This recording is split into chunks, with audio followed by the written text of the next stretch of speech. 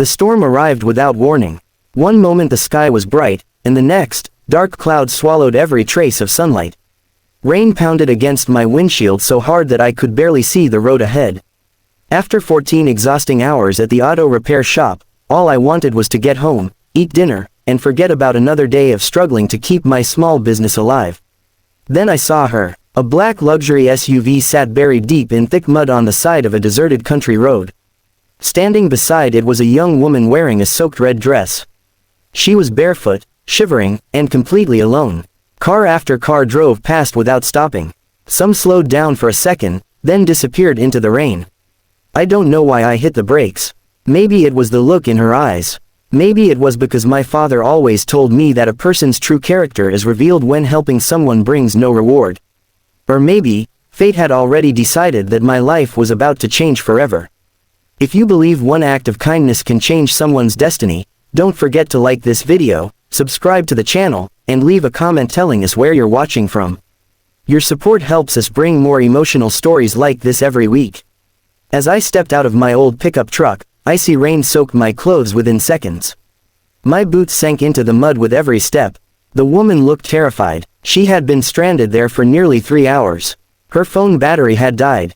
There was no signal, no nearby houses, no passing driver had been willing to help. She apologized for bothering me before I had even said a word. That alone told me everything about the kind of person she was. Without asking any questions, I grabbed the heavy tow rope from my truck and crawled beneath the SUV. Thick mud covered my hands, my jacket, and even my face.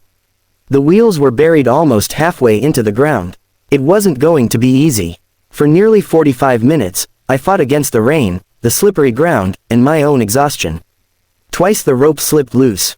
Once my truck nearly became stuck as well.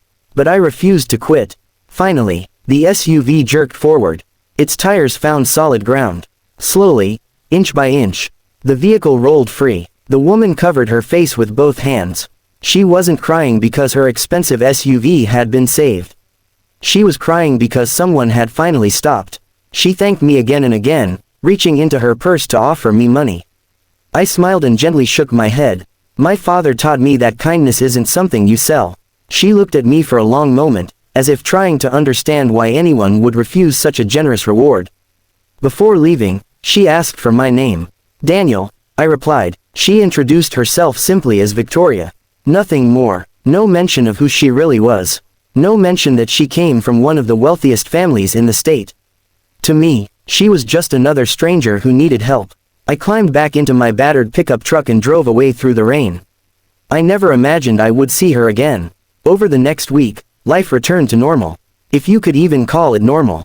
Customers were becoming fewer every month. Bills continued piling up. The bank had already sent me 2 warning letters. If I missed one more payment, I'd lose both my repair shop and the small house my late father had left me. Every night I sat alone in the office staring at unpaid invoices, wondering whether years of hard work had all been for nothing. Then, exactly 7 days later, a convoy of black luxury vehicles pulled into my tiny garage. Every mechanic stopped working. People walking along the street stopped to stare. The doors opened. Victoria stepped out. This time she wasn't wearing a rain-soaked dress. She wore a simple white blouse and dark jeans, smiling as though we were old friends. Behind her stood several men in business suits carrying folders. I assumed they wanted their vehicle serviced. Instead, Victoria walked straight toward me. She thanked me once again for what I had done that rainy afternoon. Then she looked around the old garage.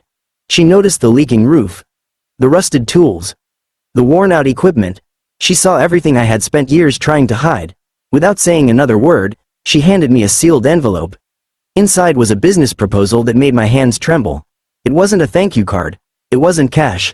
It was something far greater. And as I began reading the first page, I realized that stopping to help one stranger had just changed my life forever. When I finished reading the proposal, I looked up at Victoria, convinced there had to be some mistake. The contract in my hands was worth more money than my small repair shop had earned in the last 5 years combined. Her family's transportation company managed hundreds of vehicles across the state, and they wanted my garage to become their primary service center. I could barely speak. Just a week earlier, I had been wondering how to tell my employees they might lose their jobs. Now I was holding the opportunity of a lifetime. Victoria smiled quietly and explained that she hadn't chosen my shop because it was the biggest or the cheapest. She had chosen it because she trusted the man who owned it.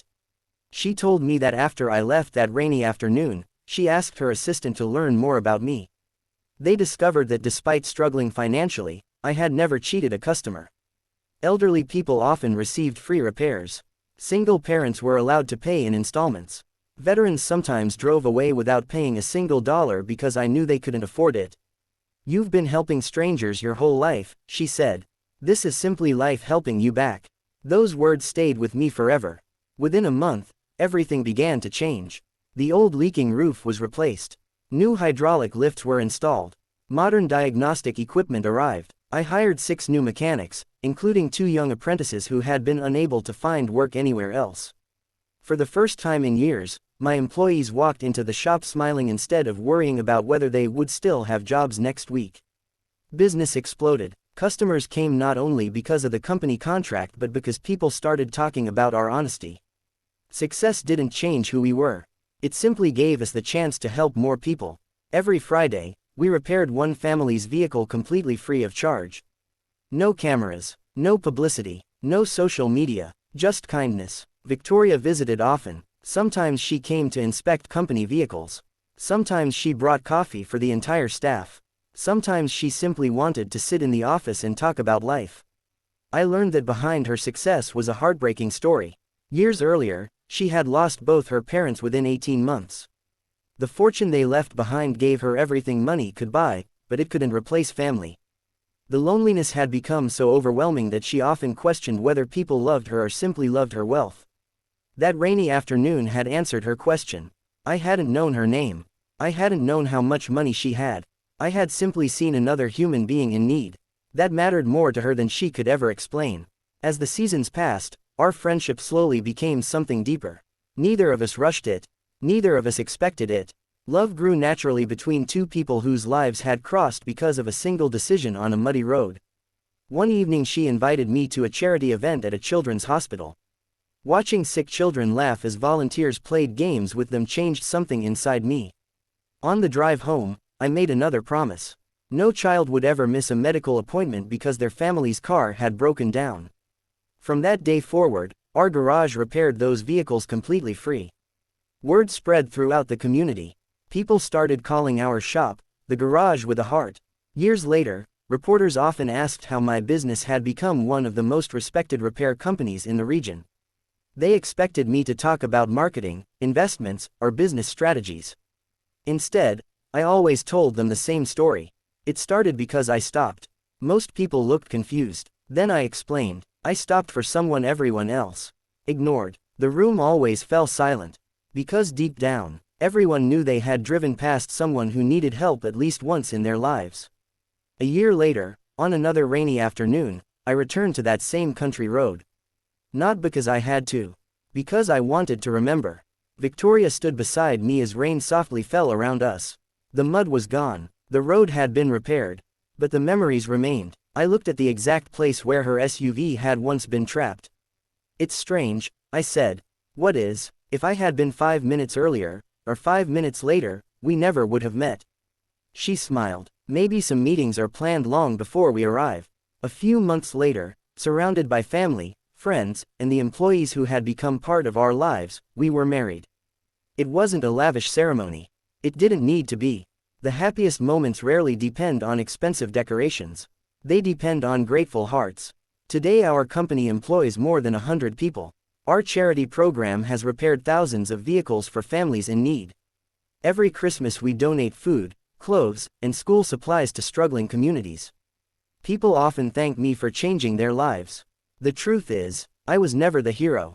The real miracle happened the moment I chose compassion over convenience. If I had driven past that stranded SUV like everyone else, I would have missed the greatest blessing of my life. Before this story ends, tell me in the comments, kindness always finds its way back. I'd love to know where you're watching from and whether you've ever helped a complete stranger. And if this story touched your heart or reminded you that one small act can change a lifetime, please like this video, share it with your friends and family, and subscribe to the channel for more emotional stories that restore faith in humanity. Because sometimes, the road that changes your life is the one you almost didn't stop on. The end.